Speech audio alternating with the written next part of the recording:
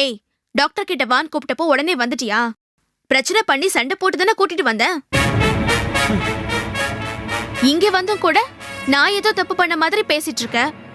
நீ பண்ணிட்டு இருக்கிற தப்ப ரியலைஸே பண்ணல. குழந்தையோட ஹெல்த் விஷயத்திலேயே இப்படின்னா மத்த விஷயத்துல நீ எப்படி நடந்துப்பேன்னு நான் சொல்ல வேண்டியதே இல்ல ரிஷி. அம்மோ, ஸ்டாப். என்ன ரிஷி இதெல்லாம்? கிளினிக்லயே அப்படி மாறி மாறி ஆர்கியூ பண்ணீங்கன்னா வீட்ல இதை விட மோசமா தானே சண்டை போட்டுப்பீங்க. நீங்க சந்தோஷமா இருக்கணும் தானே மாதவி இந்த குழந்தைய சுமந்து பெத்து கொடுத்துருக்காங்க. ஆனா இவள மையமா வச்சு நீங்க இப்படி அடிச்சுக்கிறது நல்லாவா இருக்கு? Sorry doctor. எனக்கு சாரி சொல்றது முக்கியம் இல்ல. மாதவி ஆசைப்பட்ட மாதிரி நீங்க 2 பேரும் நல்லபடியா வாழணும். அதுக்காக தான் மாதவி இந்த குழந்தைய சுமந்தாங்க, நிறைய அவமானத்தையும் தாங்கிக்கிட்டாங்க. கடைசியில அவங்க உயிரையே தியாகம் பண்ணிட்டாங்க. அந்த தியாகத்துக்கு நீங்க 2 பேரும் கொஞ்சமாவது மதிப்பு கொடுக்க வேண்டாமா? நீங்க எப்பவும் போல இருந்தீங்கன்னா மாதவியோட தியாகத்துக்கு எந்த அர்த்தமும் இல்லாம போயிடாதா? நான் பாத்துக்கிறேன் டாக்டர். குழந்தைய பாத்துக்கிறதுக்கே எனக்கு நேரம் சரியா இருக்கு. முன்ன மாதிரி நான் இவன் கிட்ட சண்டை போடுறதே இல்ல. ஆனா குழந்தை விஷயத்துலயும் அலட்சியமா இருக்கிறத பாக்குறப்போ எனக்கு கோவமா வருது. அப்படிலாம் ஒண்ணும் இல்ல டாக்டர். நான் என் ரோலை கரெக்டா தான் பண்ணிக்கிட்டு இருக்கேன்னு நினைக்கிறேன். இவ தான் என்கிட்ட இருந்து ஓவரா எக்ஸ்பெக்ட் பண்றான்னு தோணுது. இல்ல ரிஷி, என்னை ஏன் இங்க கூட்டிட்டு வந்தேன்னு கேட்டப்பவே ஐ ஃபெல்ட் பேட். இந்த விஷயமா உங்களுக்குள்ள வீட்லயே ஆர்கியூமெண்ட் நடந்திருக்கலாம். இங்க வந்ததும் நீங்க பாப்பாவை பத்தி தான் பேசியிருக்கணும். ஆனா உங்க ஒர்க் டிஸ்டர்ப் ஆயிடுச்சுன்னு தான் நீங்க கவலைப்படுறீங்க. குழந்தைய விட உங்க வேலையில தான் நீங்க ரொம்ப கவனமா இருக்கீங்கன்னு அதுல இருந்தே தெரியுதே. இல்ல டாக்டர், நீங்க என்ன தப்பா புரிஞ்சிட்டு இருக்கீங்க. என் ஆபீஸ் சிச்சுவேஷனால குழந்தையோட அதிகமா டைம் ஸ்பெண்ட் பண்ண முடியல. ஆனா அதுக்காக சுத்தமா பாசமே இல்லைன்னு எப்படி சொல்ல முடியும்? என்னோட ஆர்குமெண்ட் அது இல்ல ரிஷி.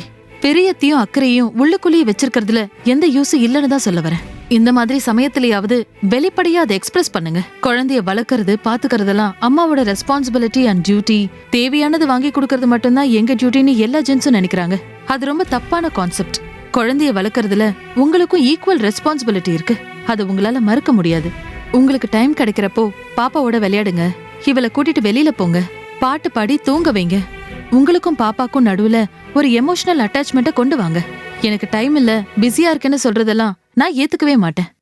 உங்க பிஸி ஸ்கெட்யூல் நடுவுல நீங்க பாப்பாவுக்குன்னு டைம் ஒதுக்குங்க. வேலை முக்கியம்தான், சம்பாதிக்கிறது முக்கியம்தான். அதை விட குழந்தை முக்கியம் இல்லையா? குழந்தை ஏக்கத்துல நீங்க தவிக்கிறத பார்த்துதான் மாதவி உங்க குழந்தைய சுமந்தாங்க. நீங்க இவளை நல்லபடியா பாத்துப்பீங்கிற நம்பிக்கையில தான் உங்ககிட்ட விட்டுட்டு போயிருக்காங்க. அந்த நம்பிக்கையை காப்பாத்தலனா அவங்களுக்கு துரோகம் பண்ற மாதிரி ஆயிடாதா? உங்களை குறை சொல்றதோ நோகடிக்கிறதோ என்னோட நோக்கம் கிடையாது. ஒரு அப்பாவா நீங்க எப்படி நடந்துக்கணும்னு சும்மா ஒரு கைட்லைன்ஸ் கொடுக்கறேன், அவ்வளவுதான். யாருக்காக இல்லைனாலும் மாதவிக்காகவாவது நீங்க உங்களை கொஞ்சம் மாத்திக்கணும். மாத்திப்பீங்க நம்புறேன். Sure doctor. Thank you Rishi. Thank you doctor. Welcome. நாங்க கிளம்புறோம். நாங்க வரோம் டாக்டர். போயிட்டு வாங்க. இந்த பிரிஸ்கிரிப்ஷன் எடுத்துக்கோங்க. இந்தாங்க.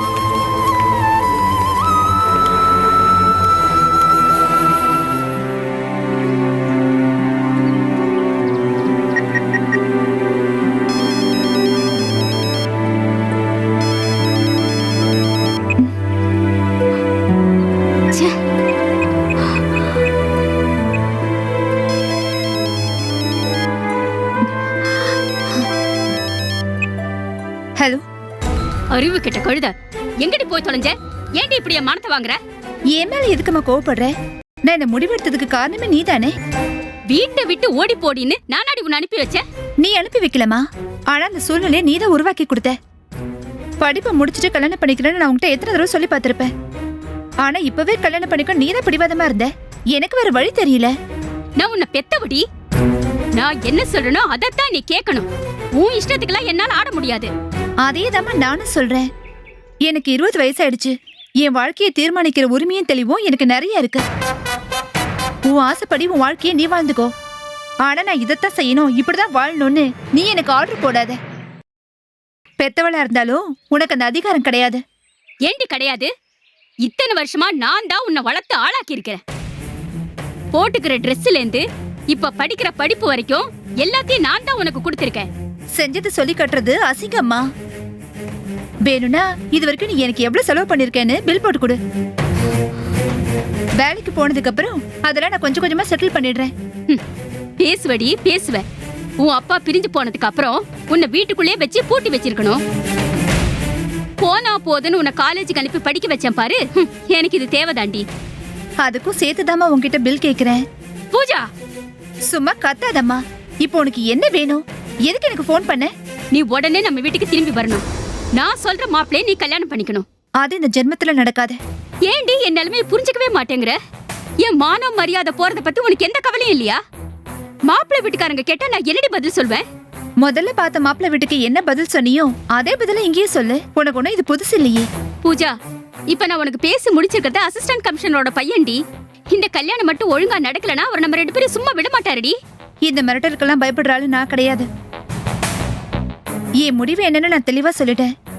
இதுக்கு மேலயும் நீயோ அந்த தினேஷோ என்னை தொந்தரவு பண்ணீங்கன்னா அம்மானு கூட பார்க்க மாட்டேன். லீகலா என்னை எப்படி காப்பாத்திக்கணுமோ அப்படி காப்பாத்திப்பேன். அந்த லெவலுக்கு என்னை கொண்டு போயிடாத.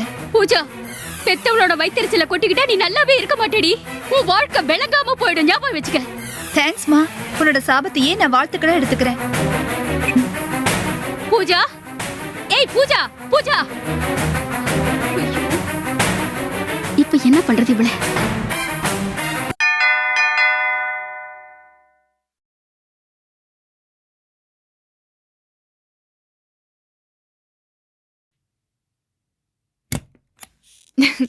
வாங்க. பாப்பாக்கு உடம்பு சரியில்லைன்னு சொன்னீங்களே, இப்ப எப்படி இருக்கு? டாக்டர் கிட்ட போயிட்டு வந்ததுக்கு அப்புறம் இப்ப பரவாயில்ல. இப்ப கொஞ்ச நேரமா தூங்கிட்டு இருக்கா. பாப்பாவுக்கு சாதாரண ஃபீவர் தானே? டாக்டர் அப்படிதான் சொல்றாங்க. 2 நாளைக்கு மருந்து கொடுத்திருக்காங்க. அப்பவும் ஃபீவர் கண்டினியூ ஆச்சுன்னா டெஸ்ட் பண்ணி பார்க்கலாம்னு சொல்லிருக்காங்க. சீரியஸா எதுவும் இருக்காது, நீங்க பயப்படாதீங்க. சரி உட்காருங்க. ஆ. நான் போய் காஃபி எடுத்துட்டு வரேன். அம்மு, ஆ? இப்ப வேணாம், கொஞ்ச நேரம் ஆகட்டும். ஆ. ஆமா, ரிஷி எங்க? ஆபீஸ் போயிருக்கான். ஆபீஸ் போயிருக்காரா? இன்னைக்கு வீக்லி ஆஃப் தானே அவருக்கு? அவனுக்கு வீக்லி ஆஃப், ஹாலிடே எதுவுமே கிடையாது. லேப்டாப்பும் வேலையும் தான் அவனுக்கு பொண்டாட்டி குழந்தைங்க எல்லாமே. இது அவனுக்கு லாட்ஜ் மாதிரி. படுத்து தூங்கறதுக்காக மட்டும்தான் இங்க வருவான். இல்லன்னா ஆபீஸ் மாதிரி யூஸ் பண்ணிப்பான். இத ஒரு வீடாவோ என்ன ஒரு மனுஷியாவோ அவன் என்னைக்குமே கன்சிடர் பண்ணதே கிடையாது. ஏன் இப்படி எல்லாம் பேசுறீங்களம்மா? 6 வருஷமா இதையே பார்த்து பார்த்து மனசு வெறுத்து போச்சுக்கா. 24 மணி நேரமும் ஒரு மனுஷன் லேப்டாப்பே கதின்னு இருந்தா உங்களுக்கு எப்படி இருக்கும் சொல்லுங்க? என் கிட்ட பேசுடா, என் கூட டைம் ஸ்பெண்ட் பண்ணடான்னு எத்தனை தடவை நான் அவன் கிட்ட கெஞ்சிருக்கேன் தெரியுமா? ஆபீஸ் வேலைய வீட்டுக்கு கொண்டு வராதுன்னு சண்டை கூட போட்டிருக்கேன். ஆனா அவன் என்னடானா என் ஃபீலிங்ஸையும் வேதனையும் இவ்ளோ காலமா புரிஞ்சுக்கவே இல்ல. குழந்தை வந்ததுக்கு அப்புறமாவது ரிஷி மாறி இருப்பாரு. நானும் அதை தான் எதிர்பார்த்தேன். ஆனா அது கூட நடக்கல. என் மேல அன்பு காட்டணும்னு நான் எதிர்பார்க்கறதே இல்ல. அந்த அளவுக்கு மனசு மறத்து போச்சு. ஆனா பாப்பா கிட்டயும் அவன் அதே மாதிரி நடந்துக்கிட்டா எப்படி? அவன் அவளை தூக்கி கொஞ்சியோ இல்ல விளையாடியோ நான் பார்த்ததே இல்ல.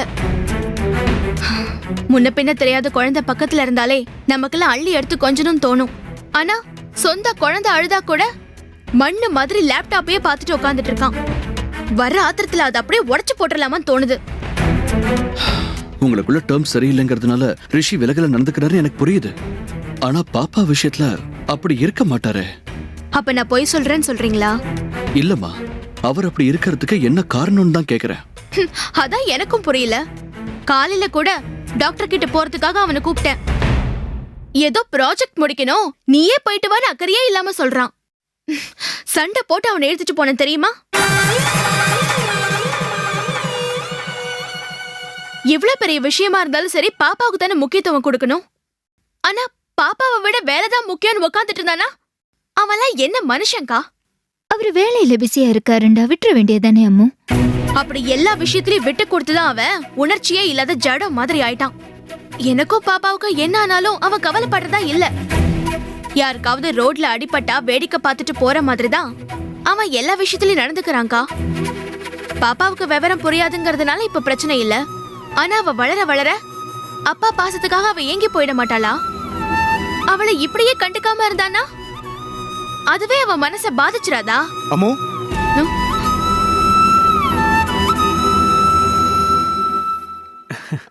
வாங்க. இப்போ வந்தீங்க?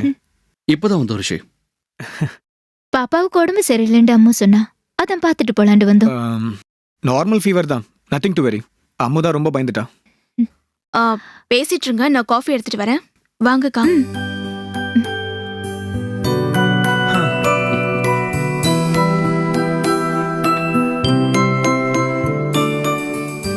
வேலையெல்லாம் எப்படி போயிட்டு இருக்கு ரிஷி? சென்னை ஆஃபீஸ் செட் ஆயிடுச்சா? ம், இடமும் ஆளுங்களும் வேறையா இருந்தாலும் வேலை அதே தானே, ஒன்றும் ப்ராப்ளம் இல்லை. ஆமா, வீக்லி ஆஃப்ல கூட ஆஃபீஸ்க்கு போயிருக்கீங்க. ப்ரொமோஷன் வந்தாலே ரெஸ்பான்சிபிலிட்டி அதிகமாயிடுதுல்ல. பர்சனல் லைஃப்லயோ அப்பாங்கிற ப்ரொமோஷன் உங்களுக்கு கிடைச்சிருக்கு ரிஷி. உங்க குழந்தைய பாத்துக்க வேண்டிய ரெஸ்பான்சிபிலிட்டியும் உங்களுக்கு இருக்குல்ல. அதுக்கு ஏத்த மாதிரி உங்க ஒர்க்கிங் ஹவர்ஸையும் நீங்க குறைச்சிக்க முடியுமான்னு பாருங்க. நான் குழந்தைய கண்டுக்கிறது இல்லைன்னு அம்மா உங்ககிட்ட சொன்னாலா? சிச்சா, அப்படிலாம் ஒண்ணு இல்ல. என்னவோ எனக்கு சொல்லணும்னு தோணுச்சு, அதை நீங்க தப்பா எடுத்துக்காதீங்க. ஏன் ரவி பொய் சொல்றீங்க? முதல்ல டாக்டர் முன்னாடி என்ன அசிங்கப்படுத்தினா, இப்போ உங்ககிட்ட கம்ப்ளைண்ட் பண்ணியிருக்கா. கம்ப்ளைண்ட்லாம் ஒண்ணு பண்ணல. குழந்தைய நீங்க சரியா கவனிக்கிறது இல்லைன்னு வருத்தப்பட்டா. அவ ஃபீல் பண்றதுல அர்த்தமே இல்ல ரவி. ஒரு அம்மா குழந்தை மேல காட்டுற அக்கறைக்கும் ஒரு அப்பா குழந்தை மேல காட்டுற அக்கறைக்கும் நிறைய வித்தியாசம் இருக்கு. ஆனா அம்மு அவள மாதிரியே நானும் குழந்தைகிட்ட நடந்துக்கணும்னு எதிர்பார்க்கறா. பிரச்சனைக்கு காரணமே அதுதான். என் குழந்தை மேல எப்போ எப்படி கேர் எடுத்துக்கணும்னு எனக்கு நல்லா தெரியும். ஆனா அவ நினைக்கிற மாதிரி நான் பாப்பா கிட்ட கேர் எடுத்துக்கணும்னா அது எப்படி முடியும்? உங்க ப்ராப்ளம் எனக்கு புரியுது ரிஷி. ஆனா லேடி சைக்காலஜியை நீங்களும் கொஞ்சம் புரிஞ்சுக்கணும். குழந்தைங்க விஷயத்துல அவங்க ரொம்ப சென்சிட்டிவா இருக்காங்க. அவங்கள கண்டுக்காம விட்டுட்டா கூட அவங்களுக்கு தப்பா தெரியாது. ஆனா குழந்தை விஷயத்துல அவங்க எதிர்பார்க்கறத நாம செய்யலைன்னா அதை அவங்களால ஏத்துக்கவே முடியாது. அதுக்காக அவங்க இஷ்டப்படலாம் அப்படியே நீங்க ஆடணும்னு நான் சொல்ல வரல. அட்லீஸ்ட் சின்ன சின்ன விஷயத்திலயாவது அவங்கள திருப்திப்படுத்த முயற்சி பண்ணலாம் இல்லையா? இன்னைக்கு கூட ஹாஸ்பிட்டலுக்கு கூப்பிட்டதுக்கு வேலை இருக்கு வரமாட்டேன்னு சொன்னீங்களா? வேலை முக்கியம்தான், நான் இல்லைன்னு சொல்லல. ஆனா 1 மணி நேரம் அதை தள்ளி போறதால ஒன்னும் ஆயிட போறது இல்லையே. ஆபீஸ்ல கேட்டாலும் குழந்தைக்கு உடம்பு முடியலன்னு சொன்னா அவங்க ஏத்துக்கிட்டு தானே ஆகணும். நீங்க சொல்றது கரெக்ட் தான் ரவி, நான் ஒத்துக்கிறேன். பாப்பாவோட கண்டிஷன் ரொம்ப மோசமா இருந்தா அம்மு என்ன கூப்பிட வேண்டிய அவசியமே இல்ல. நானே பாப்பாவை தூக்கிக்கிட்டு ஓடி இருப்பேன். ஆனா குழந்தைக்கு வந்திருக்கிறது சீசனல் ஃபீவர்னு நல்லா தெரியுது. அதுக்கே இவ்வளவு ஆர்ப்பாட்டம்னு எனக்கு புரியல. படிக்காத பொண்ணுங்க கூட ஒரு எமர்ஜென்சின்னு வரப்போ துணைக்கு யாரையும் எதிர்பார்க்காம ஹாஸ்பிட்டல் போறாங்க. அம்மு படிச்சவ தானே, தனியாவே போயிருக்கலாம்ல. நான் தான் சொன்னேன் ரிஷி, சீரியஸான பிரச்சனையோ சின்ன பிரச்சனையோ அது விஷயம் இல்ல. குழந்தைக்கு ஒண்ணுன்னா நீங்க இம்மிடியட்டா அட்டென்ஷன் கொடுக்கணும்னு அவங்க எதிர்பார்க்கறாங்க. அது நடக்கலைங்கிறப்ப டென்ஷன் ஆயிடுறாங்க. அம்மு கூப்பிட்டதுமே நீங்க போயிருந்தா சண்டையை தவிர்த்திருக்கலாம் நான் நினைக்கிறேன். இல்ல ரவி, இத நான் வேற மாதிரி பாக்குறேன். நான் அட்டென்ஷன் கொடுக்கலன்னு அவ கோவப்படுறா. அவ மட்டும் கஷ்டப்படுறா, நான் ஜாலியா இருக்கேன்னு அவ நினைக்கிறா. என்னை எப்படியாவது நோகடிக்கணும்னு தான் அவ வேணும்னே இப்படி எல்லாம் பண்ணிக்கிட்டு இருக்கா. இல்லனா இந்த மாதிரி சின்ன சின்ன விஷயத்தெல்லாம் பெருசாக்க மாட்டா. இருக்கலாம் ரிஷி, அம்மாவுக்கு நான் அட்வைஸ் பண்ண முடியாது. அவ மாற மாட்டான்னு தெரிஞ்சு போச்சு. பாப்பாவுக்காக நீங்களாவது அட்ஜஸ்ட் பண்ணிக்கலாம்ல. உங்களுக்குள்ள இருக்கிற பிரச்சனையும் சண்டையும் குழந்தைய பாதிச்சிடக்கூடாது இல்லையா? எங்களோட கவலை அதுதான். காஃபி. ஆ.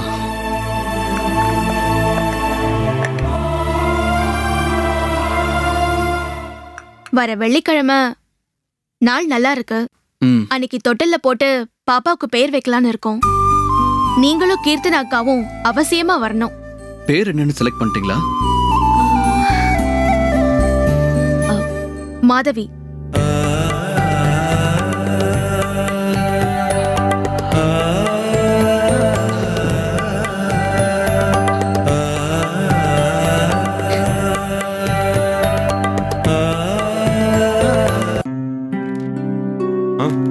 வாங்க உட்காருங்க.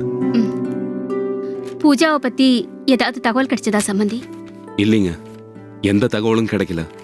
பொண்ணு காணோன்னு கம்ப்ளைண்ட் கொடுத்து அஃபிஷியலா ட்ரை பண்ணியிருந்தா வேலை கொஞ்சம் சீக்கிரமா முடிஞ்சிருக்கும். ஆனா வெளியில தெரிஞ்ச 2 குடும்பத்துக்கும் அசிங்கம். அன்அஃபிஷியலா ட்ரை பண்றதுனால கொஞ்சம் டைம் ஆகும். ஆமா, உங்களுக்கு ஏதாவது தகவல் கிடைச்சதா? நீங்க பூஜாக்கு ஃபோன் பண்ணீங்களா? அது சொல்லிட்டு போலான்னு தான் சம்பந்தி நான் இங்க வந்தேன். 2 நாளா அவ போனுக்கு ட்ரை பண்ணி இன்னைக்கு தான் அவ போன் அட்டன் பண்ணி பேசினா. ஆ, ஆனா அவ எங்க இருக்கா என்ன ஏதுன்னு ஒண்ணுமே சொல்லல. என்கிட்ட கோவமா பேசிட்டு போனை கட் பண்ணிட்டா. போனை அட்டன் பண்ணிட்டால, அது போதும். அந்த சிக்னலை வச்சு அவ எங்க இருக்கிறான்னு ஈஸியா கண்டுபிடிச்சிடலாம். அதுவும் அஃபிஷியலா போனாதான் அது சம்பந்தப்பட்ட கம்பெனிக்காரங்க இன்ஃபர்மேஷன்ஸை கொடுப்பாங்க. அன்அஃபிஷியலாக போனால் கொடுக்க மாட்டாங்க. பரவாயில்ல, என்னோட இன்ஃப்ளூயன்ஸை பயன்படுத்தி எப்படியும் நான் அந்த இன்ஃபர்மேஷன்ஸ் எல்லாம் கலெக்ட் பண்ணிடுறேன். ஏதாவது செய்யுங்க சம்மந்தி. இந்த ஒரு தடவை அவளை தேடி கண்டுபிடிச்சிட்டீங்கன்னா போதும். ரூமுக்குள்ளேயே போட்டு அவளை பூட்டி வச்சிடுறேன். அடுத்த முகூர்த்தத்திலேயே கோயில்ல வச்சு சிம்பிளா அவ கல்யாணத்தை முடிச்சிடலாம். அவளை உங்க வீட்டுக்கு மறுமலா அனுப்பி வச்சாதான் நான் நிம்மதியா இருப்பேன். நீங்க நிம்மதியா இருப்பீங்க, ஆனா எங்க நிம்மதி இல்ல போயிடும். எங்க புள்ளையோட உங்க பொண்ணு ஒழுங்கா குடும்பம் நடத்துவான்னு உங்களால உத்தரவாதம் கொடுக்க முடியுமா சொல்லுங்க? படிப்புக்காக உங்க பொண்ணு வீட்டை விட்டு ஓடி போயிட்டான்னா இருக்கிற வேலையெல்லாம் விட்டுட்டு நாங்க அவளைய காவல் காத்துட்டு இருக்க முடியும்? இங்க பாருங்க, ஒரு பொண்ணு அம்மா வீட்டை விட்டு ஓடுறதை விட ஒரு மருமக புகுந்த வீட்டை விட்டு ஓடிட்டானா அது மகா கேவலங்க. அப்படி ஏதாச்சும் நடந்துருச்சுன்னு வச்சுக்கோங்களேன், அக்கம் பக்கத்துல இருக்கிறவங்க எங்களை தாங்க காரி துப்புவாங்க. ஊரு உலகத்துக்கு முன்னாடி நாங்க தலை குனிஞ்சு நிக்க வேண்டி வந்துருங்க. இங்க பாருங்க, உங்க பொண்ண மருமகளா ஏத்துக்கிட்ட பாவத்துக்கு நாங்க அந்த தண்டனை ஏத்துக்கணுமா சொல்லுங்க? உங்க பயம் கோவம் எல்லாம் நியாயமானதாமா. ஆனா என் பொண்ணா இருக்கிறதுனாலதான் பூஜா இப்படி எல்லாம் பண்ணிட்டு இருக்கா. உங்க மருமகளா வந்துட்டா அவ கண்டிப்பா மாறிடுவா. உங்க குடும்பத்துக்கு ஏத்த பொண்ணா நல்ல மனைவியா நிச்சயம் நடந்துக்குவா. இங்க பாருங்க, இனிமேல உங்க வார்த்தை கேட்டு நாங்க ஏமாற தயாரா இல்ல. அவ மேல உயிரையே வச்சிருக்கிற என் புள்ள அவளை உள்ளங்கையில வச்சு தாங்குவாங்க. அந்த நல்ல வாழ்க்கையும் வேண்டாம், இந்த வசதியும் வேண்டாம், ஆனா படிப்பு ஒண்ணுதான் வேணும்னு அவ உதறி தள்ளிட்டு போனான்னா அவ எவ்வளவு பெரிய பைத்தியக்காரியா இருப்பான்னு பாருங்க. கல்யாணத்துக்கு அப்புறம் அவ படிக்கணும்னு கண்டிஷன் போட்டீங்க, நாங்க அதுக்கு ஒத்துக்கிட்டோம்ல. அப்ப கூட அவ மனசு மாறலைன்னா என்ன அர்த்தம்? சுத்தமா இந்த கல்யாணத்துல அவளுக்கு இஷ்டம் இல்லைன்னு தானே அர்த்தம். இத பாருங்க, இனிமே நீங்க எது சொன்னாலும் அவ சம்மதிக்க மாட்டா. இஷ்டம் இல்லாதவளை கட்டி கொடுத்து எங்க பிள்ளையோட வாழ்க்கையை தொலைக்க நாங்க தயாரா இல்ல. இங்க பாருங்க, உங்க பொண்ணு காணோன்னு போலீஸ் ஸ்டேஷன்ல ஒரு கம்ப்ளைண்ட் கொடுங்க. போலீஸ் ஆபீசரா இவர் என்ன செய்யணுமோ அதை செய்வாரு. அதுக்கு மேல நீங்க எதையும் எதிர்பார்க்க வேணாம். உங்க பொண்ணு எப்ப படிச்சு முடிக்கிறாளோ, அவ எப்ப கல்யாணம் பண்ணிக்கணும்னு நினைக்கிறாளோ அப்ப நீங்க அவளை கல்யாணம் பண்ணி வைங்க. என் பையனை விட்டுடுங்க. சம்மந்திமா, சம்மந்திமா, என்ன சம்மந்தி இது? சம்மந்தி அம்மா இவ்வளவு கோவமா பேசிட்டு போறாங்க. நல்ல விஷயம் நடக்கலையன்ற வேதனையில அவ இப்படி பேசிட்டு போறா. நீங்க ஒன்றும் கவலைப்படாதீங்க. என்னோட கௌரவம், என் பொண்டாட்டியோட விருப்பம், இது எல்லாத்த விட என் பையனோட ஆசை தான் எனக்கு முக்கியம். ஒரு அப்பாவா என் பையனோட ஆசையை நான் கண்டிப்பா நிறைவேற்றி தீருவேன். உங்களோட வார்த்தைகள் தான் எனக்கு ரொம்ப ஆறுதலா இருக்கு சம்மந்தி. நீங்க மட்டும் சொன்னதை செஞ்சிட்டீங்கன்னா காலத்துக்கு நான் உங்களுக்கு நன்றி சொல்லிக்கிட்டே இருப்பேன். முதல்ல பூஜா எங்க இருக்கிறான்னு கண்டுபிடிப்போம். அவ எங்க இருக்கிறான்னு தெரிஞ்சிட்டா அவளை நம்ம கஸ்டடியில கொண்டு வந்துருவோம். அதுக்கப்புறம் எல்லா விஷயமும் முடிஞ்சிடும். சரி, இன்னும் 2-3 நாள்ல உங்களுக்கு ஒரு நல்ல தகவலை சொல்றேன். நீங்க நம்பிக்கையோட போங்க. வரேன் சம்மந்தி.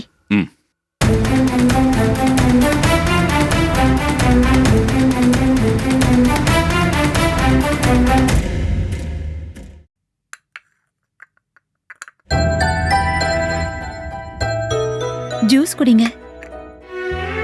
எனக்கு எதுவும் வேண்டாம். இப்ப என்ன நடந்துச்சுன்னு இவ்ளோ டென்ஷனா இருக்கீங்க? கொஞ்ச நாளைக்கு யாரோடையும் போன்ல பேசாதீங்கன்னு நான் சொல்லிட்டு தானே போனேன். அதே மீறி ஏன் உங்க அம்மா கிட்ட பேசுனீங்க? செல்போன் சிக்னலை வச்சு இந்த இடத்த ஈஸியா கண்டுபிடிச்சலான்னு உங்களுக்கு தெரியாதா? தெரியும் சார். தெரிஞ்சு ஏன் இப்படி பண்ணீங்க? இதுக்கு பதிலா வீட்லயே இருந்திருக்கலாம். இவ்வளவு கஷ்டப்பட்டு தப்பிச்சு வந்திருக்க வேண்டாமே. வீட்டை விட்டு வெளியே வரது இதுக்கு தீர்வு கிடையாதுன்னு நீங்க தானே சார் சொன்னீங்க. பிரச்சனை வந்தா ஓடி ஒழிய கூடாது, அதை ஃபேஸ் பண்ணணும்னு மாதவி மேடம் கூட என்கிட்ட அடிக்கடி சொல்லுவாங்க. அதெல்லாம் யோசிச்சு பாக்குறப்போ ரொம்ப நாளைக்கு இப்படி மறைஞ்சு வாழ முடியாதுன்னு எனக்கே புரிஞ்சுது.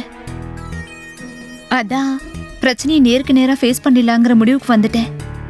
எல்லா ப்ராப்ளத்தையும் ஒரே மாதிரி டீல் பண்ண முடியாது பூஜா. சூழ்நிலையை பொறுத்து தான் அதை இமீடியட்டா சரி பண்றதா இல்ல தள்ளி போடுறதா முடிவு பண்ண முடியும். உங்க சிச்சுவேஷன் பொறுத்த வரைக்கும் நீங்க இப்போதைக்கு மறைவா இருக்கிறதா ரொம்ப நல்லது.